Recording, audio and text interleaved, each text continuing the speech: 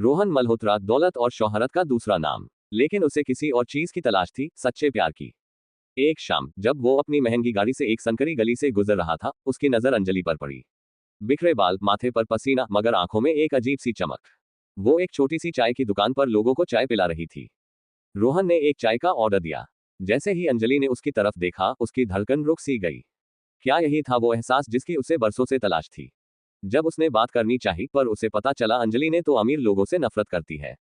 रोहन के लिए ये एक नया चैलेंज था। अगर उसे सच्चा प्यार चाहिए था, तो उसे अपनी अमीरी छोड़नी होगी।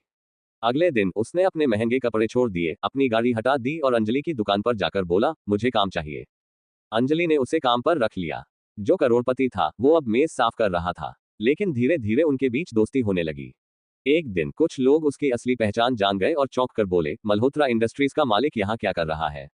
अंजलि तक बात पहुंचती, इससे पहले ही रोहन ने बात संभाल ली। कुछ दिनों बाद अंजलि की मां की तबीयत बिगड़ गई। इलाज के लिए लाखों रुपए चाहिए थे। रोहन ये अनदेखा नहीं कर सकता था। उसने चोरी छिपे अस्पताल का सारा खर्च उठा लिया। जब अंजलि को ये पता चला, तो उसके मन में एक ही सवाल उठा, एक गरीब लड़का इतने पैसे कैसे दे सकता है? जवाब ढूंढने के लिए उसने रोहन का पीछा किया। और जब उसने उसे एक महंगी गाड़ी में बैठते देखा, उसकी पूरी दुनिया बिखर गई। अगले ही दिन वो सीधा रोहन के सामने आ खड़ी हुई। तुमने मुझे धोखा दिया। रोहन की आंखों में आंसू थे। मेरा प्यार झूठा नहीं था अंजलि। मैं बस ये देखना चाहता था कि तुम मुझे मेरी दौलत के बिना भी चाहती हो या नहीं। खामोशी छा गई। कुछ दिन बाद वही चाय की दुकान जहां से उनकी कहानी शुरू हुई थी, अंजलि फिर वहां आई। रोहन वही था, बिना किसी उम्मीद के। अंजलि ने उसके सामने एक चाय का कप रखा और मुस्कुराकर कहा, अगर तुम्हारा प्यार सच्चा है, तो इस बार बिना किसी झूठ के मेरे साथ रहो।